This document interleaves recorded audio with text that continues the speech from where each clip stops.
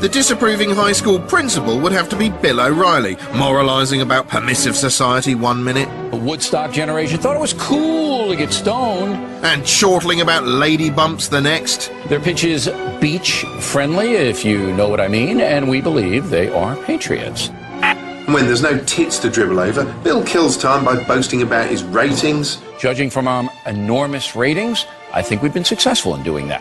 Or plugging his myriad books. I do want to thank you all for keeping Bold fresh on the bestseller list for more than 6 months. Or simply sitting there pulling a face like a tortoise that's learned to enjoy the stink of its own farts.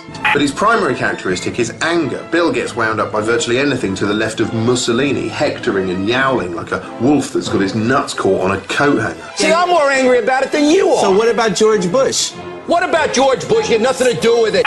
Although he's clearly not quite as furious as he used to be around 20 years ago when he was presenting a show called Inside Edition, which has become famous thanks to this notoriously unhinged outtake. Now, I can't read it. There's no words on it. Okay. Sure. There's no words there. To play us out. What does that mean? To play us out? Sting is going to do. It's a video. Sting video. What is... For credits. I don't know what that means, to play us out. What does that mean? To end the show? Yeah. All right, go. In 5, 4, 3. That's tomorrow, and that is it. Okay. In 5, He's gonna blow. 4. He looks psychotic. That's tomorrow, and that is it for us today. And we will leave you with a... I can't do it. God, he needs a... We'll do it live. This guy needs a goddamn blowjob. No. We'll do it live. Fuck it. Do it live. I'll write it, and we'll do it live. Fucking thing sucks. In 5, 4, 3. That's tomorrow, and that is it for us today. I'm Bill O'Reilly. Thanks again for watching. We'll leave you with Sting and a cut off his new album. Take it away. That was fantastic, Bill. Real professionalism, real comfortable viewing, really warm, really connecting with the viewer there. Still, if you think Bill O'Reilly's outrageous, you haven't seen anything yet.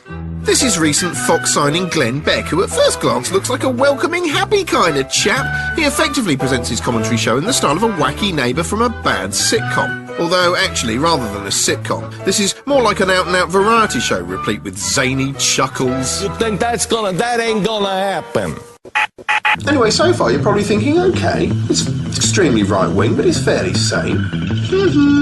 Yes, because Beck isn't just the face of news, he's a bona fide social crusader who started his own post-apocalyptic sounding 9/12 project aimed at bringing the nation together in a spirit of unity and hope and something and stuff. This is the 9/12 Project.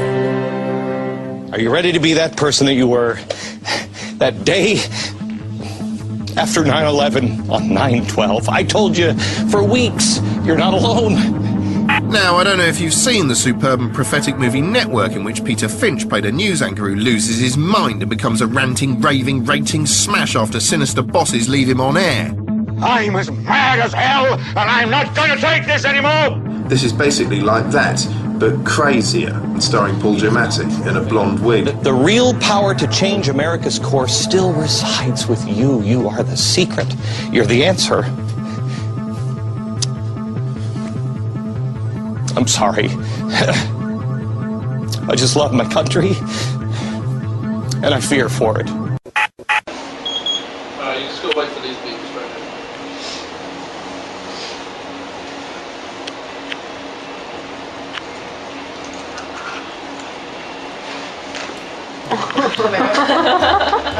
So once it gets rolling.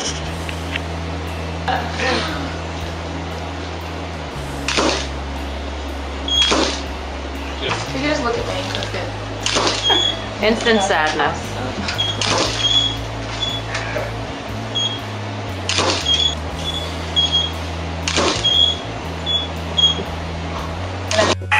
It seems like they'll show you anything on TV to keep from showing you reality. And if we look at this 2,500-year-old concept of the noble lie, it's the root cause which creates the wealth gap, since it's based on a lie or censorship, and it's therefore synonymous with the information gap. George Orwell once wrote that the most powerful form of lie is the omission. And it's the duty of the historian to help make sure that these lies do not creep into the history. The gap in which wealth starts is with the lie, with the holding of information or the obfuscation of truth. This is the foundation of their concept of profit and usury. However, if we redefine profit as to any increase in satisfaction that is obtained without the use of force or coercion, then we can gain wealth, and a wealth of perspective. When you are denied full disclosure, you're being purposely deceived to subvert your sovereignty of judgment, and thus your choice, which is literally the definition of undermining your free will. And the entire status quo process depends on us making poor decisions due to our belief in the various forms of the noble lie. And I say, don't give the pricks a satisfaction. If the noble lie has been used for thousands of years effectively, and it appears to be, among other things, at the root of this myth of world starvation due to a lack of resources, it's only because the noble lie acts as a veil for greed. And I think it's time to lift that veil. Joining me to build out the context of this situation is Paul Verge in Vancouver, bringing you more of what you've been missing. Thanks, Rich. The term status quo is derived from Latin, literally meaning the state in which, or in modern parlance, to embody the idea of the current or existing state of affairs. Now, beyond defining the status quo, we need to identify how it works and what's beneficial and/or detrimental about it, so we can decide for ourselves what we'd like to preserve and what we'd like to change and evolve through intelligent observation. Well, I thought that taking our mind off of television might be a good way to start learning how we can outgrow the status quo. Recognizing, for instance, the degeneration of our state of education, we might observe that we've all been systematically dumbed down, literally programmed to make bad decisions. Well, the status quo is a prolific example of our common ground. Did you ever notice that our common ground is being poisoned and wonder why human beings are the only life form to create toxic pollution for profit? Did you ever ask yourself why this is, or who benefits from it? Have you ever realized that our excess of toxic pollution and frivolous use of natural resources might just have something to do with the problems we're all facing, represented by the status quo?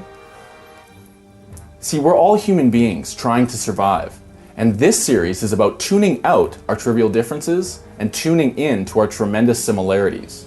For instance, whether we like it or not, we are in one way or another one of the 6 billion consumers on this planet. And it's about time that we all recognize that there's a multi-billion-dollar industry specifically designed to exploit consumers by manipulating, deceiving, and conditioning us to outsource our decision-making because it's profitable to them, the controllers of this propaganda. You and I find ourselves in a world with responsibilities for which we are not trained. The reason why our educations are censored is so that others can benefit from our folly. Well, I agree. Only through the power of mass persuasion, propaganda, marketing, and advertising could human beings be convinced that it is in our best interest to create disposable technology, planned obsolescence, and toxic pollution for the short-term motive of immediate profit. So here's a critical thinking question. If you realize that our present-day status quo was in direct conflict with the needs for human survival, what would you do to learn to outgrow the status quo? Well, I'd take a few steps toward reprioritizing my time, like this. I try to divide my time working into 3 categories so I can get through a systematic process of creation. I invest 1/3 of my time into research and study, 1/3 of my time into collaboration with my colleagues, and 1/3 of my time invested into production, which is a form of expression which makes you want to learn more, share more, and do more. So here's an example how you can start to integrate learning into your daily routine. What does Plato's Republic have to say about drugs, if that's not a loaded question? It actually, surprisingly, has quite a few things to say, either directly or indirectly. The famous noble lie, which is in, I think again that's in book 9, where essentially Plato says, we're going to need a special drug to basically put over the rule of philosophy on these people, and basically says this, this drug will be a noble lie that we will tell, and we can only entrust this noble lie to what he literally calls moral physicians of the soul, and so on. which, again, I found very fascinating. I mean, that the crux of justifying philosophic power at its heart is yet another instance of the pharmacon. And that, of course, leads into many of the chapters of my book, because pharmacon is not a word that can be translated in a single way, or even, in the famous, binary remedy poison. In listening to the Gnostic Media podcast a few weeks ago, I noticed something, and then I researched it, whereupon I collaborated with my friends, and now the expression of that process of learning is this pilot episode. So let's get Jan in the line and see if we can get some more value out of what you've been missing.